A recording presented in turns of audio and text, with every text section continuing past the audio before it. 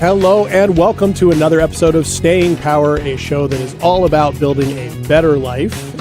However you think we mean it, chances are we do mean it, building a better life. And every week we come together for 1 hour to talk about one element of what it means to build a better life. And we hope that it resonates with you. By we, I mean myself, JDK Winnikin, and the lovely, the amazing, the always seemingly in a good mood when she walks in here, and always something amazing to say every episode, Ashley Kniebel. Hi, Ashley. Oh, well, hello. How are you? Well, after that, I'm very good. Thank you. How are you? I'm good. I'm good. Excited to be here. Today, we are going to be talking really about advice. Are you an advice seeker, Ashley? Seeker. Ooh, I was thinking you were going to ask if I gave advice. Well, I already know the answer to that question. I try to only ask questions that I don't know the answer to. Oh. I already know the answer to that question. You know, occasionally I do seek advice. You do seek advice I don't know it all. Okay. I don't. Okay. All right. Well, we're going to talk about advice today, not in the sense of whether you should or not, but kind of exploring where we get our advice, because there are more places than ever before in this technological age we live in, Ashley, to get information or to get advice. But seemingly, based on kind of a lot of different measurements, we're not doing so well at picking the greatest advice, depending on what we're talking about. And so we're going to kind of unpack that a little bit. How's that sound to you for today? That works for me. Okay. So I asked, are you an advice? We are an advice giver. We already established that. Am I a seeker? Advice seeker. When you do seek advice, where do you seek it from and where do you not go? Okay. Well, I do not go to the regular forums online. Oh, okay. Like ever. You don't go to Reddit? No. Okay. No. I think the first time I actually looked up anything on Reddit was like a year ago. Oh, really? Yes. Okay. So you're late to that whole thing. And I'm totally fine never showing for that. Honestly. Right. But yes, so I don't do anything on Reddit. I don't spend a lot of time in the Google searches for answers unless I'm like trying to research something. Right. But if I'm going for advice, I do not go to anything of like a wide span common meeting place for things. So where do you go? Usually depending on what it is, but most often I have a very small circle of people that I like, know, and trust and are older than me and I think are more wise than I am and have more life. Okay. And that know me pretty well. And those are usually the ones that I trust. Know that their advice is very sound and it's coming from a good place and it's not just going to try to. Right. Yeah. Gotcha. Okay. I can relate to that. I think if I had to ask myself the same question, am I an advice giver and seeker? I try to be less of an advice giver now than I used to be. Some of that is from coaching, because in coaching you ask open-ended questions and all that kind of thing, rather than giving direct advice. The idea is to help people work through making their own choices, right? So I try to live that as best I can. And even in seeking advice, same thing. I don't go to online forums or anything like that. We'll talk about where the positives and negatives are with online forums, because there are some positives to them in theory, but then there's also some negatives. But I don't know. I'm not sure I'm always a person who goes and says, hey, I need advice on this. I oftentimes, and I don't know if it's because I just don't want to ask the question but I kind of go with curiosity. So this situation, how would you handle it? Right. Or, it depends on what it is, right? For me recently, I've been asking for advice from people that I trust around money issues, around investment, budgeting, how to best work with my finances in ways that I haven't done before. And that's just like you talked about, people that I trust, that I know, and also have expertise in these areas, right? Sure. So how many, like when you ask for advice, like before you make a decision, like is there like a general number of people you get to where you feel like I've asked enough people, now I need to make a decision? Or can you ever get gridlocked in looking for advice all the time? I don't have a particular set of numbers of people to ask. And it's not like I mentioned before, I have maybe like 3 or 4 people I really, really trust that I might inquire. Your board of directors? My board of directors, yes. That I assigned. They had no idea. Lucky them. But it's not like I go to all of them and then be like, okay, well, I went and got all 4 opinions, so now I can make my decision. It's not like that. Usually it depends on the topic. I will talk with maybe 1 or 2 people, and then I will reassess and be like, between those two board of directors and myself, do I feel like I can make a decision? Sometimes I'm like, I feel like I can get a little bit more knowledge on this, and that might help. But even then, before I go and do that, sometimes I'll sit and weigh out the scales of, do you really feel like their knowledge and opinion will actually, if you acted on what their advice was. yeah. Okay. Or do you think would it really make a difference? Would you feel more certain about making a decision because you have a third opinion backing it up? Or what would you do if then it was contradictory? Right. Now, is that going to actually like throw you for more of a loop? Are you confident enough already? Are you confident in the confidence that you have already? Right. And I can also see there being benefit if you had conflicting pieces. And this has happened with me, where I'm weighing those two things together, going, which one of these seems more me, more plausible, more useful, depending on what the circumstance. But man, if you get too many of those, that can be tough too. You ever got too many pieces of advice to know what to do? Yeah.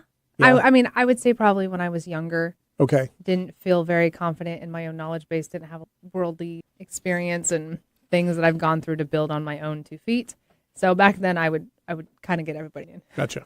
And that didn't help very much. No, because I don't think actually much of it was useful. A lot of it was just to make me feel good. Or getting people's advice was a way of delaying making it in. Okay. Awesome. Can you think of any specific example? You don't need to talk about it now, but maybe file it away for later. Can you think of it? Do you want an answer now? Sure. If you have one, if one immediately comes to mind. I mean, I would say probably like early on in my dating life type of thing. Okay. Like you have, should I break up with him? Should I not? Should we make it work? Should I not? And Valid questions, by the way. yeah, they are valid. And looking back, I'm like, I really didn't know the depth of what that question was that I was asking. If you could take this advice and go back, right? But what I would ask my friends and the people close to me, and then all my girlfriends, because we want to, right, whatnot. And I'm like, at that time, like, they didn't know any better. Sure. Yeah, there is that. There is that. Which, they did their effort to make me feel good. But again, I don't think their advice was helpful. Right, exactly. Okay, well, the reason I'm asking all these questions, and really you've kind of elucidated all the things that we're going to talk about here. You're welcome. In some ways. Thank you. I knew you would. Just kind of was confident about it. It's because there's so many different pieces here, right? You're talking about an example where you were mainly talking to friends when you're talking about the dating example when you're younger. Talking to friends, and what can easily happen when we talk to friends is we go for them for advice. We say we need advice, and what we're going to them for is empathy or emotional support, or vice versa. We can say we're going for emotional support, and we end up getting advice, right? I don't know about you, but there's nothing that drives me crazier faster than somebody giving me advice when I didn't have it. Oh, yeah. Yeah. You have to ask permission. Yeah. Do you cut that off if somebody's giving you advice that you haven't asked for? Do you cut it off like I do? Sometimes. And it always surprises people when I do that because I don't normally do that with stuff. I usually let stuff roll. Like if someone's sharing something, I let something roll. But when that happens, someone's giving me advice I didn't ask for, and the other one that I cut off right away. If somebody tells me what I'm thinking or what my reality is on something. Do you give anybody a pass? Do I give anybody a pass? Maybe for a little bit to make sure I'm right that that's what they're actually doing. So like if your parents are saying something to you, you're not like, I didn't ask mom, stay in your lane. My parents will get the most leeway. Sure. They will get the most leeway. Mainly because I know, first of all, where they're coming from. And I've had conversations with my folks about these things before. And they know what I prefer. My parents sometimes catch themselves when they do it. Like, so smart. I know, you didn't ask for my advice. Like, that's okay. You can give me your advice. Particularly if I know they would feel better saying it. I want them to feel better. So yes, if anybody gets more leeway, it's probably my parents on those things. But I have no problem saying to them, hey, I appreciate that you're concerned about that, and I've got it covered. At the same time, sometimes when advice, if it's given from a benevolent place, it's a little bit easier. But when somebody's trying to give me advice because they don't want to worry about something, or they just want to end the conversation, or they want to move on to something else, that bothers me. Or they want to feel really good about themselves. Sure. And so telling you something is feeding something for them. Right. Yeah. I can tell.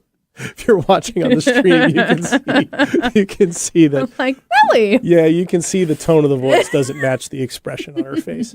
Okay, well, so let's talk a little bit, Ashley, with all this in mind, about why this can be so difficult, right? Let's talk about that first. And first of all, if we aren't considering when we need advice, where we're going to go get it from, and we just talk to the very first person who comes about, it can be really easy, particularly if we're coming from an emotional place. And that's usually where we start looking for advice, is when we're feeling emotionally overwhelmed, emotionally pressured, emotionally full. We tend to have an emotional response or emotional need to get advice, quote unquote, when that may not be actually what we need. It might not actually be what we're really wanting, but it comes out as, I need advice, right? And the problem with that is, and this is not just me saying it, but it's a lot of studies saying this, Harvard Business School, PMC, other big entities that focus on this stuff.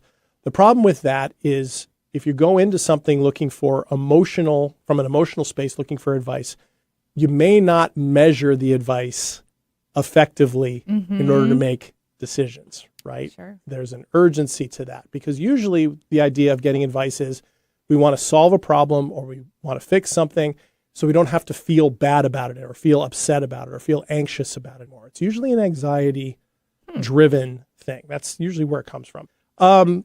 So that can make accuracy difficult to gauge, right? We can also end up oversampling. You don't seem to have that problem, so good on you. I mean, I did as a kid. Oh, sure. Or like a young adult, but we all do. Like you said, you need to think of the value of the opinion you're getting. Mm-hmm. And like we were saying, neither one of us really go to large forums online to read a bunch of opinions, or like social media platforms or whatnot. Because if it's for the quality of a product I want to buy, it's one thing. Right. Yeah. Like that review matters. Yeah. But exactly. If you're looking for advice for something very close and particular to you, then you need to find quality advice. And first, I will say kudos for not having an ego and being willing to ask, and not thinking like that you know it all and you know best. Like accepting that detail of like somebody else may know better and I can improve based off of what they can share with me. Yeah. However, there can be something about getting too many opinions and overloading yourself, because I had that issue when I was younger. I would get all these opinions from these lovely people I cared about, like my friends and family. And then if I didn't go with their opinion, then they got upset because I didn't do what they told me to do. Right.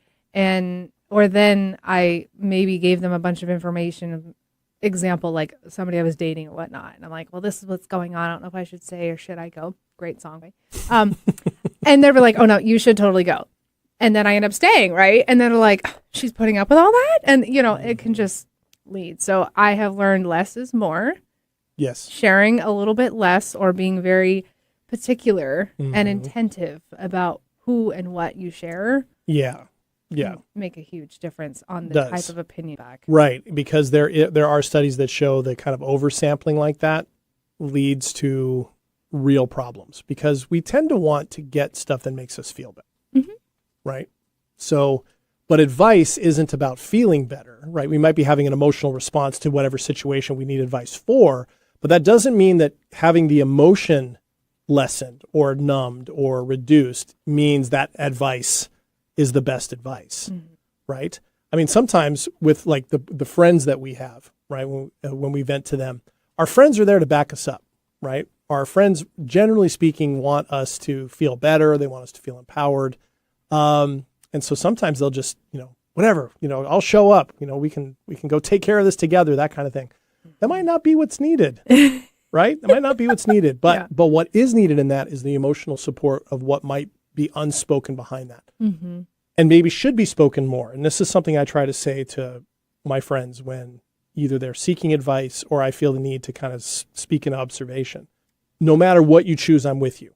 Here's what I see, and these are the concerns that I have. If any of those are made up, just discard them. But here's what's there, right? I think that's a lot more effective from a giving space, because my friends don't necessarily need help making decisions, right? It's to what degree do they feel like in a moment where they're looking for support, they have it, right? Because I don't want to be one of those people that says, do this, and then they don't do it, and they're, right, what happens with that, right? So Now, the other thing that's a problem with that, with going to friends or driving yourself from an emotional space, and we only have a couple minutes here before our first break, is what can ends up happening is we give too little weight to advice unless we're able to establish what its credibility is, okay, generally speaking. So that raises the question, how do you discern when advice is coming from a credible source, right? Mm-hmm. This is a huge question in general, but it's an even bigger question in the last 10 years in the middle of the technological revolution where we're into. Just because someone has, 1.2 million followers on Instagram because of the things they talk about and post about 10 times a day does not necessarily make them an authority on said subject, right? It does not, right? And yet the ability to discern that, particularly in the social media space where we are literally getting flooded with image after image, person after person, voice after voice, all those things, makes it really tough. And the algorithms, of course, in social media feed us the things that we slow down on the most, right? So we just get more and more channeled into the same things over and over and over again. Yes. Right? Which is maddening to see when it happens to you. Like they caught on? I should have stopped a while ago. Okay. All right. So I think we've kind of laid out what we're going to talk about here today. So for all of you listening, be thinking about when are the times that you go for advice? How do you tend to feel when, what are the common feelings that you have? Where do you go to? Who do you go to? Do you have a board of directors? If you do, is it too big? If you do, is it too small? If you don't, should you have one? And all those types of things. No easy answers here, of course, but I think it's always worth taking a look at, that line, that relationship between when we can trust ourselves and when we can trust the advice we get from other people. All right. What do you think, Ashley? Ready to go? Great. When we come back. All right. And we will come back in just a minute here on Staying Power.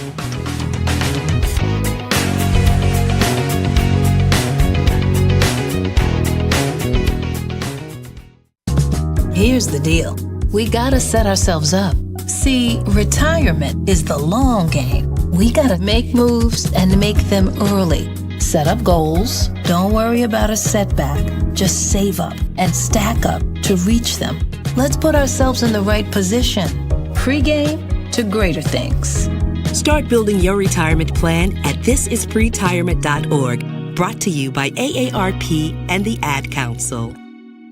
Hello, I'm Chris Erdman. Every Wednesday at 8 a.m. on KKNW, I sit down with inspiring entrepreneurs, creative minds, and game changers to uncover the real stories behind their business. On my show, Made of More, we explore the challenges that they've overcome, the breakthroughs that they've celebrated, and the mindset that drives them forward. If you're ready to unlock your full entrepreneurial potential, Made of More is the show for you, because here we know you are made of more. Every Wednesday at 8 a.m. on KKNW. Walking your talk? Take us with you. The KKNW app makes streaming our programming easy on your phone or tablet. Welcome back to Staying Power. JD here with Ashley. Hello. And we are talking about getting advice. Where should we get it from? How should we go about looking for it? How well do we understand why we are looking for it the way we are? And then, of course, what to do with it. So we talked in the first segment, Ashley, about some examples for us and some of the challenges in this. And I think if we were going to break this down for our listeners into kind of two dividing points, I think when it comes to advice, we need to start being really clear about what we're looking for. Mm-hmm. Are we looking for comfort in a given situation, or are we looking for competence? Now, we could be looking for both, right? Sure. If we have a good trusted friend who, we have a certain situation, I'll take mine, like my financial stuff, the advice I've been getting. I have a couple of friends who are really good at this. I have one friend in particular who is really knowledgeable on this stuff and also is a great friend who knows how to provide comfort and empathy and understanding. And so I go to her on a regular basis and I get both, right, from those things. However, I am really clear that what I'm seeking is, okay, what do you think on this? The competence. Her background is in finance. She does very well for herself in terms of her own financial planning and saving and all that kind of stuff. Mm-hmm. But I also know that I'm going to get some comfort out of that. But every once in a while, I think I talked about her a couple of weeks ago. She can give me a good swift kick in the butt when it comes to. I recall this. Yeah, yes. Yeah. So she's good at that. But have I met her? Sounds like we'd be friends. Yeah. Yeah, you're a fan of anybody who's willing to give me a swift kick in the butt. I know this. But nevertheless, I think differentiating that, because it can be really easy to want comfort and then the advice doesn't land well if the advice is difficult, right, to hear. But we also, if we're looking for advice on a certain situation, certain decision we have to make, we also have to be prepared that we may not get an answer or advice that makes us feel exactly that comfortable, right? So with that, what do you think of that dividing line, comfort and competence? I think it's a completely valid one to consider when looking for that, because that would be a really good question to ask yourself is, what am I really looking for right now?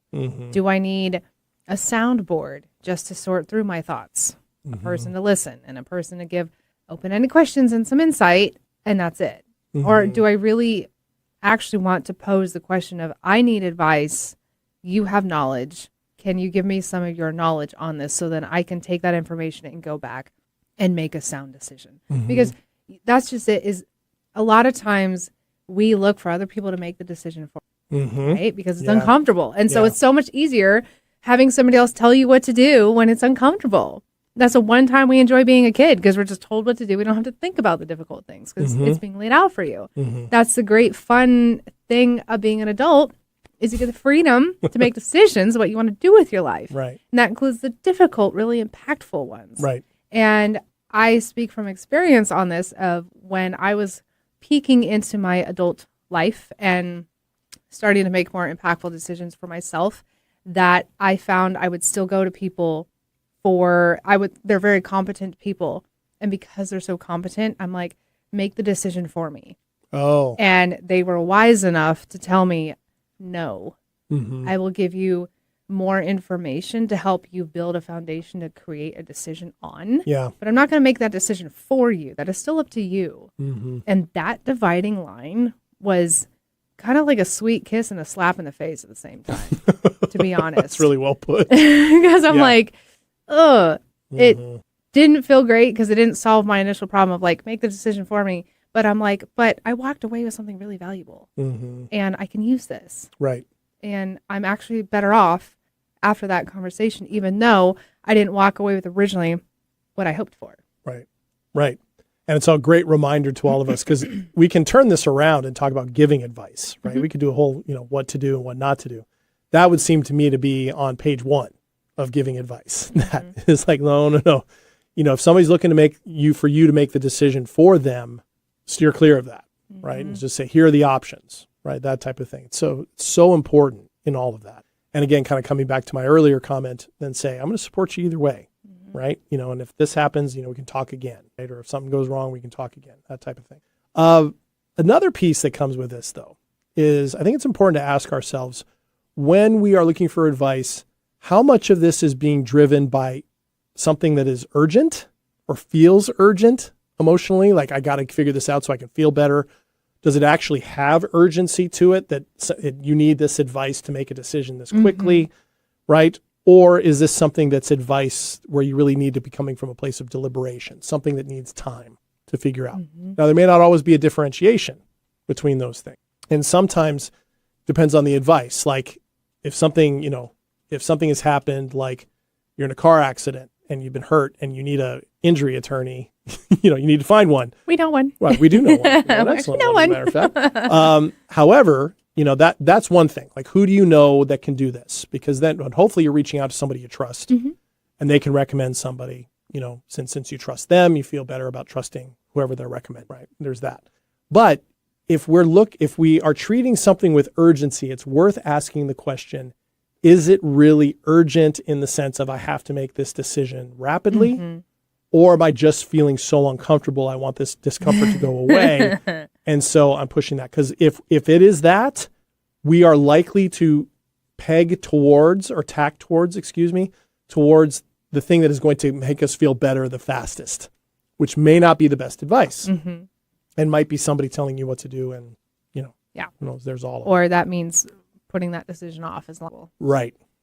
Because you know what could possibly be your repercussions on the other side. And sometimes you don't always, you never feel ready. And feeling ready, I think, is just a fluffy idea.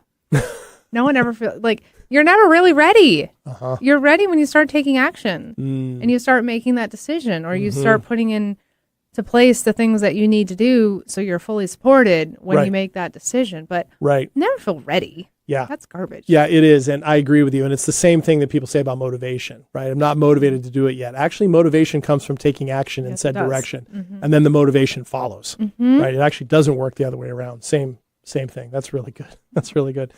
You know, and of course, and what can be so easy too is sometimes these days people go to one of two sources. Crowd sites like Reddit, you mentioned, or AI, right? And enter in those things. And AI is the one, of course, that's so revolutionary lately that's going to have to kind of play out, I think, for a while. Like people going to that for therapeutic advice and, all that kind of stuff. But that's, of course, just accumulated by whatever's on the internet, of course.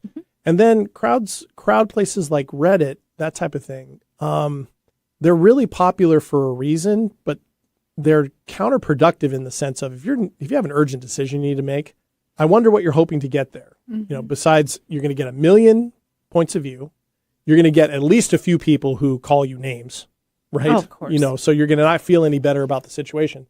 And there's absolutely no way to vet anybody who's on there for who they are, what they might be about, whether they're actually real.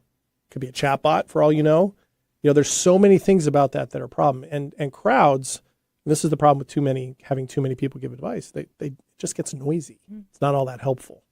So. Well, and I mean, I know people, and I'm not like shaming these people for going on those sites and whatnot. That's but fine. I will. I'm just joking. joking. Did we swap seats for Joke. once? I know. I know. But I mean, I would hope people would stop and consider like the source of what they're looking for and the source of where they're looking. Yeah. And do you want a high quality answer? Do you want a really valuable piece of advice? Or are you just looking to doom scroll around and delay finding your advice because now you're reading other things that probably have nothing to do with what you're looking for in the first place? That's why I think I steer clear so far from those things, because that's what I see them as. It's just a down the rabbit hole scroll.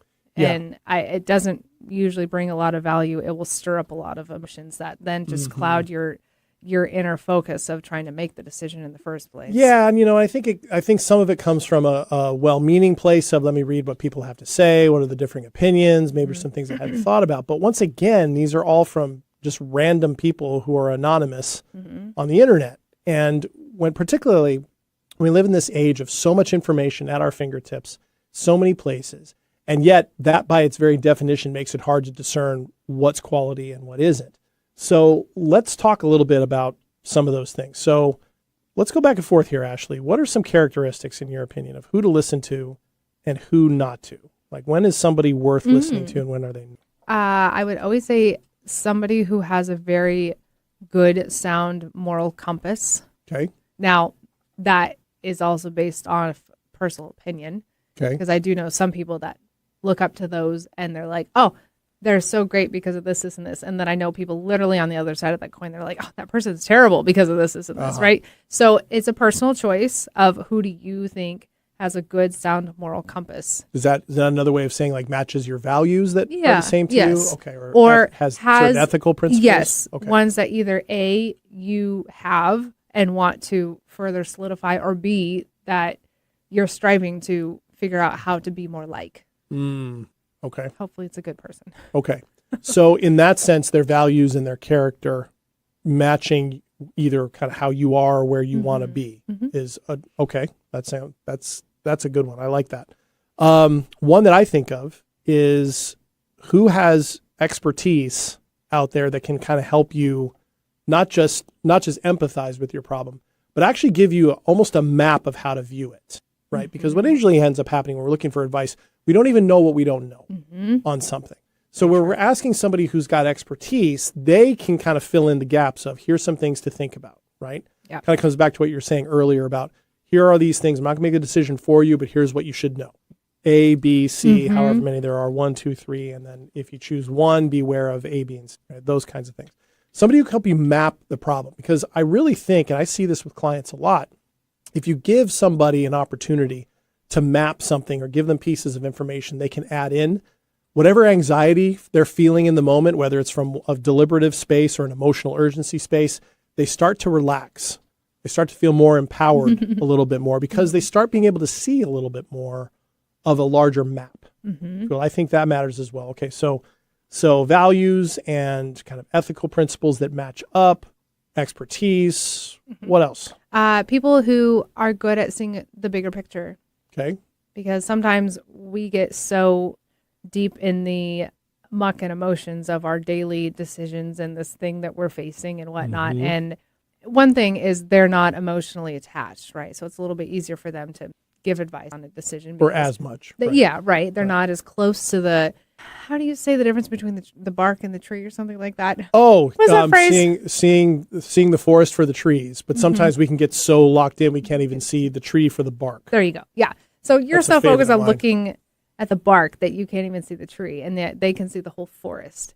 And Yes. so it's almost like you're in like a corn maze. Oh, hi, 'tis the season, and you're like All about the fall, Ashley, stuck in the is. corn, and you're trying to figure out how to get it out of this maze, and you're talking to somebody that can see like the entire thing, and they're like, just keep going in the direction you're going. You're going in a great place, and they're like trying to help you get through it Without doing it for you. without doing it for you. And Warmer, they're just, warmer, colder, right, colder. giving Right. some guidance, guiding you.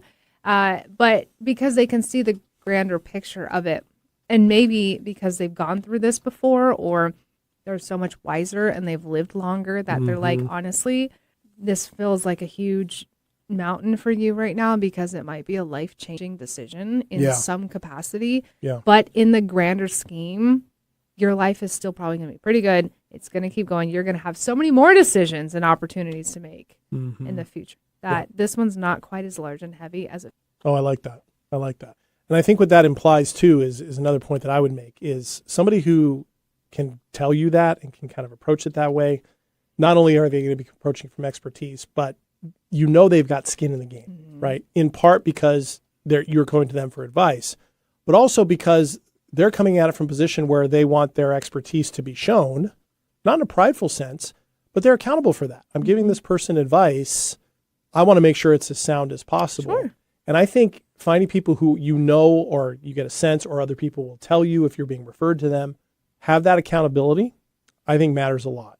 And a part of that I always try to do in coaching and things like that, man, the people who give me advice who are willing to admit what they don't know and willing to share with me when they're uncertain of what the best thing is to do, or there could be a lot of things that come out of this, right? So I'm not sure exactly what to say, but I will tell you, here are your options, right? Or here's some things to think about. I like that. Somebody who doesn't think they've got the exact piece of advice that I need, no matter what it might be, that to me is a much more trustworthy person than the person who's just who thinks whatever they have to tell me is going to be pure gold just because they're telling me that, right? They like hearing themselves talk. We have a couple minutes. Who do you think is the type of person or source that's not the most? Not the most.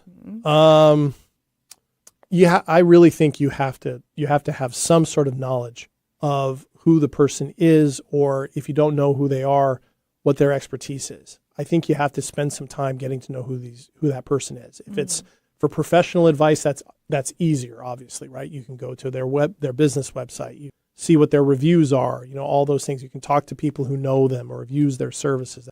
When it comes to outside of that, I think it has to be people that you feel like, no matter, first of all, that when you go to them, they're going to listen, and you feel like it's going to be something that they're going to be able to hold on to, ideally not judge you for, if at all possible.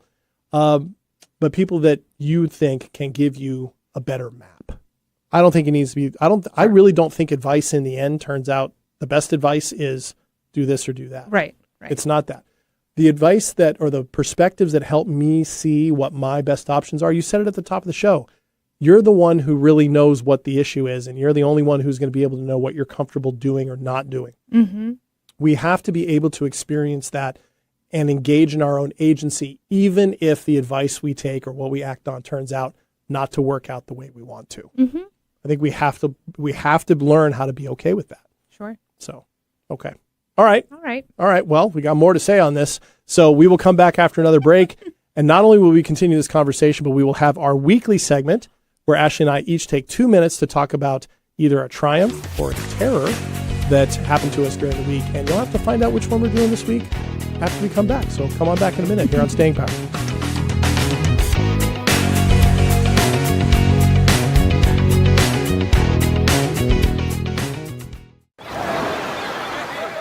Hear that?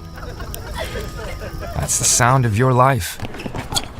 Perfectly imperfect. Beating in rhythm to the world you've created. But every time you drive after drinking, the music gets drowned out.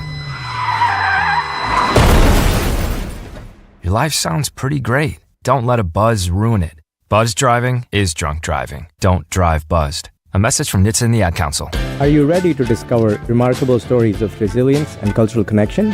This is Diaspora, a show sharing the journeys of first-generation immigrants from the Indian subcontinent now building their lives in North America. Inspiring, insightful, and always engaging, Diaspora offers a unique perspective on the immigrant experience. Join me, Aditya Mehta, my guests, on the Diaspora Show every Wednesday at 2 p.m. right here on KKNW. Some people know a good thing when they hear it.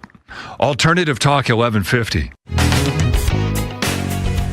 Welcome back to Staying Power. JD here with Ashley. Hello. And we are talking about advice. What's the best kind of advice to look for? Who do we get it from? Where should we not get it from? How should we weigh it? All those fun things. We covered a lot of ground here, Ashley. And so we have a few more things to say about this. But first, it is time for our weekly segment. This week, it is 2 minutes of terror. Here we go.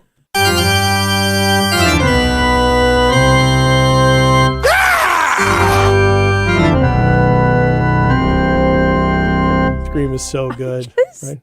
With you sometimes. I know. I don't know. All right. My terror, so difficult, but I am human. I've been noticing more gray hairs. Oh, no. I know. And I'm like, is it just a Halloween thing? Like, it's going to go away, right? I'm kidding. I'm just embracing. I'm almost 35. Like, that sounds weird to say, but this is where we're at. But I'm like, I thought this only happened to people like in your 70s. Okay. So I was not expecting, because when I was younger, I'm like, old people have, gray hair. Right. I wasn't expecting at my ripe young age to have this. Okay. Like how many are we talking about, Ashley? Because I'm looking at you right now and I don't see any. Because I dye my hair. Ah, okay. Duh. Okay.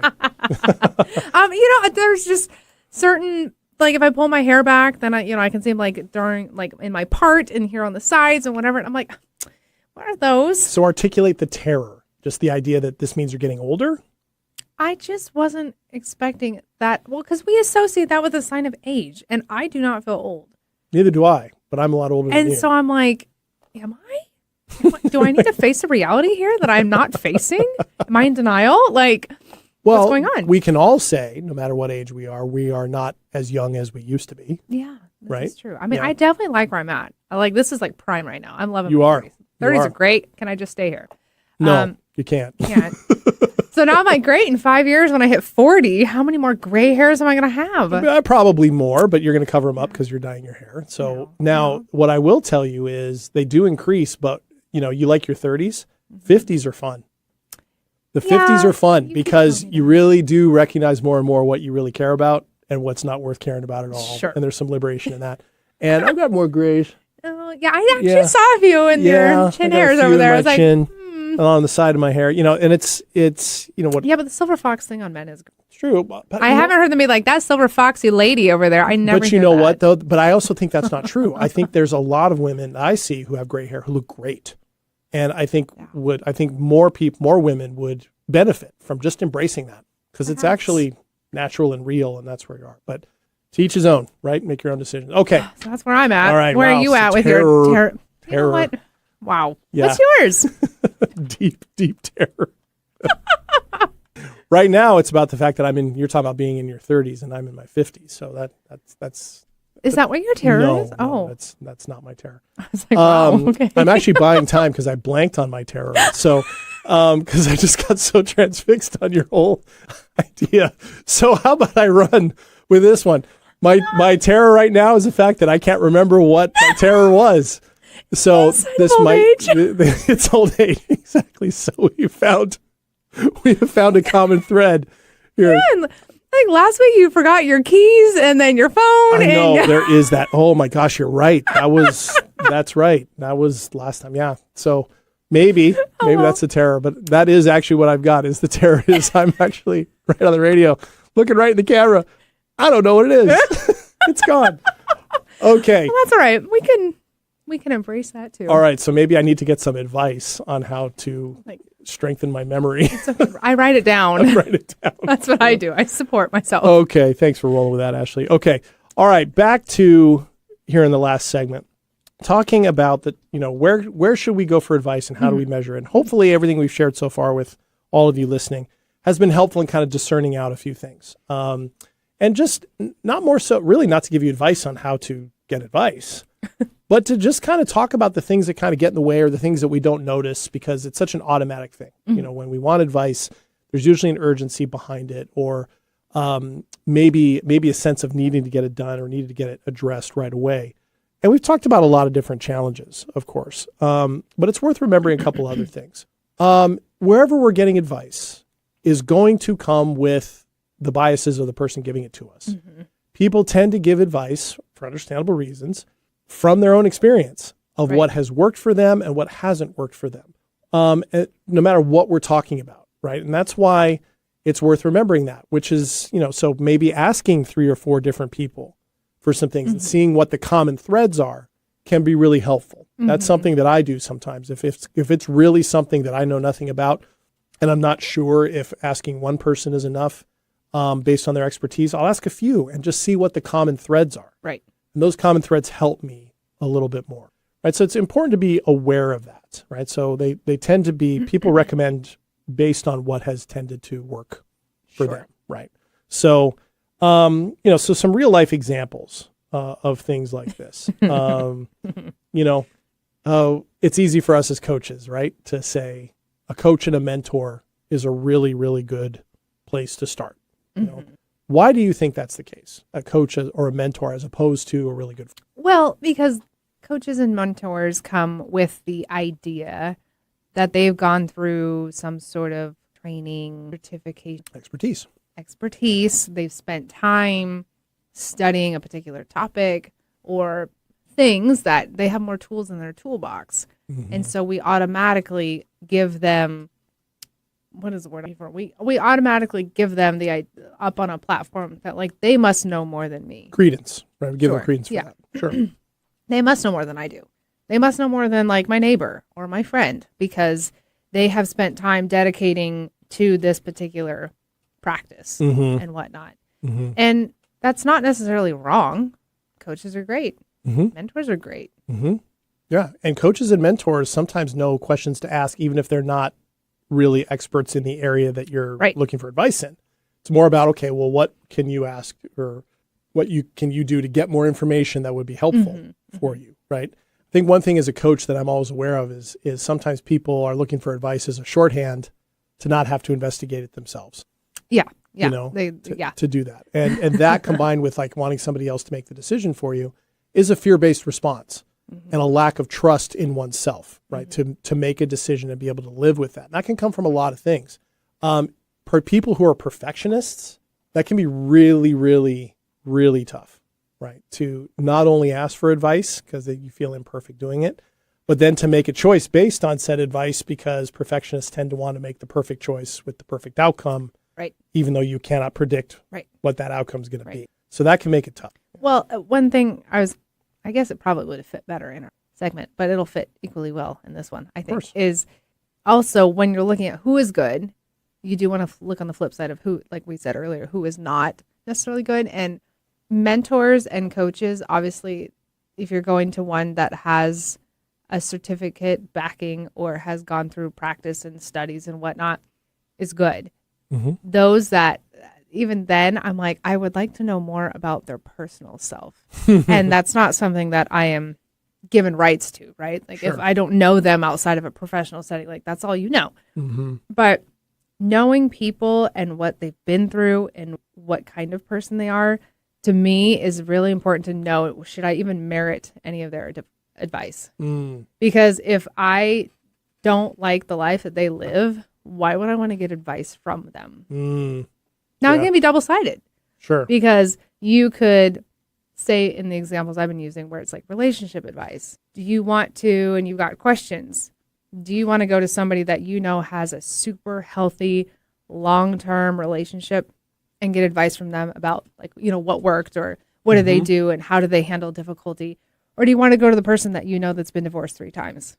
Because they also know things. Now, depends if they feel like they were the thread in all 3 of those or, you know, or if like circumstances happen and whatever. They might also be great on advice of what not to do. Exactly. Right. I'm like, there are equal amounts of probably decent advice in both of those. But I would probably look at, if I'm looking for relationship advice of what's going to work, I'm like, I want to talk to the people of what worked. If I want to talk to somebody who is a business owner who is wildly successful and has gone through a lot of ups and downs, but came back and has figured out how to work through things, that's the type of person I want to go talk to when I'm looking for like business advice, is the person that's gone to the rock bottom before or started there and worked up. Like I want to look at the trajectory of what people have done to know if I follow their advice, would I be following in their footsteps? And is that the kind of path I want to go on? Right. I think with a coach and a mentor, I think that absolutely there's more room there, right? Because I think a good mentor or a coach in part is going to share a little bit of their own experience. That's why that is. With a therapist, for example, you're not going to get as much, right? Most therapists are trained not to share, right? Because the idea is their expertise and their objectivity and their a little bit of distance, a little bit of, you know, from that is going to encourage that person, their client, to have to stand on their own 2 feet and act on their own agency. The flip side of that, though, is that if you're going to a credentialed therapist, right, you know that person's had to do a lot of work to get to that point where they're sitting in front of you, and you have to decide whether you're going to trust that expertise or not, right? Same way if you're taking a college class, right, you're going in and hope that professor has training in what they're, they're doing, right? There's sort of that understood relationship, but you may not be getting that personal touch either, right? But those, of course, are a little different because when it comes to money questions, legal questions, medical questions, we don't have the same expectation, right? We don't go to the doctor and say, okay, doctor, I want to hear more about personally why this treatment or this therapy or this medicine that you're recommending has worked so well. Obviously it depends on what it is that we're looking for. With what are the things you see with kind of online forums or online things that are both positive and negative? Do you see any positives in some of these? I know you don't go to them very much. Sure. So, but I mean, I dink around on some of the media platforms from time to time, and most of them are not positive. However, that doesn't mean positivity does not exist there. I just think the negative ones are louder. They are more popular because they attract more differentiation of opinions, and it elicits people who have strong opinions behind keyboards to unite. And sometimes when your life is a little dull and you need something to distract you from your life, you will seek out that kind of drama, right? There are positive ones on there, though. And if you seek them out, you will find them. Oh, yeah. And they'll find you. Yeah. I do believe what you seek out, you will find. Yeah. It just might take a little more digging. Right. It certainly has the advantage of speed, right? If you need to get information or you want advice or want to read other people's advice and see that other people out there are struggling with the same question or have asked advice before, that's probably the biggest draw I would think of Reddit, right? It's all these questions and people gravitate towards the questions that they've asked themselves, right? So what would this be? You know, so there's that. There's a sense of community, but only to me it's on the most shallow, you know, of levels, at least at first. However, I also know that there are online platforms, subreddits, and things like that for groups that feel really stigmatized or alone, or, you know, it's an area difficult to talk about with family, where you can go and hear from people who are in similar situations. I know it can certainly have advantages there, and certainly they also can point to resources, right? So there are those positives I see, but, you know, but certainly when it comes to accuracy, nuance, emotional guardrails, right? These communities just tend not to have them because they're refereed by Well, if they're somebody not is supposed to. right. I mean, we go there with the expectation that they're like a potluck of people and opinions, and Yeah. you're just taking a little bit of Yeah. everybody's, Yeah. Yeah. And this is where I think it's important to draw a distinction between getting advice that's really sound and getting peer support. Those two things can overlap, but I think it's important not to assume they overlap. That peer support on something, if somebody says, yeah, I know exactly how you feel, I've been there, here's what I did, here's what I think, blah, blah, blah. The peer support part of that can be great. You're not on your own. You're not the first person to face this. You're not the last. There's some comfort in that. But to think that by itself constitutes sound advice, I think can be problematic and actually can end up being kind of disappointing, right? And particularly for online ones. But even groups like peer support groups that meet in person, you get 50 opinions on something that you should do, you can kind of get frozen in place by those things. And that doesn't feel much better. Like maybe, okay, all these other people see me, but none of us know what to do. Right. That says, okay, so 50 people can feel just like me, but 51 of us have no idea what to do. That may not be all that helpful either. So I think that's important. So I think for me, those things, if they are important, they're a starting line and that's it. Yes. Right. Yeah. And I mean, this is really across the board of like what you're looking for. Like we say advice, it could be smaller things throughout the day of like, where should I go eat dinner? Or what's the best pet food for my animal? Or, things like that, which I think those are totally relevant. But when it's like really, really impactful things on your life, like you're important and your decisions are important. And equally where you get your advice from should be as important as you are. In your own eyes. Ooh, I like that. And I would put that side by side as we wrap up this episode of Staying Power. I put that side by side with pairing exactly what Ashley said with taking a good look at why you are looking for the advice in that moment, emotionally, what might be driving you, right? And are you really looking for advice or are you really looking for support? Those might be two different things, and you might get those things from different sources. So, all right. Ooh, Ashley, thank you. Thank you. That was great. Thank you so much for your input on that. We hope that was helpful for all of you who are listening. And remember, if you miss any of this episode or would like to catch up on other episodes of Staying Power, you can get this as a podcast wherever you get your podcasts. We also have our own YouTube channel, so you can watch these episodes as well. And you can find us on Instagram, on Facebook, and at stayingpowershow@gmail.com. We'd love to hear from you. You can also find out more about us at our radio home, 1150 AM KKNW in Seattle. Thank you so much to them for all their support. And there is more on the way. We will be back next week with another episode talking all about a different way to build a better life. And of course, as always, I'm just JD. I'm always Ashley. We will see you next week, as always. Bye.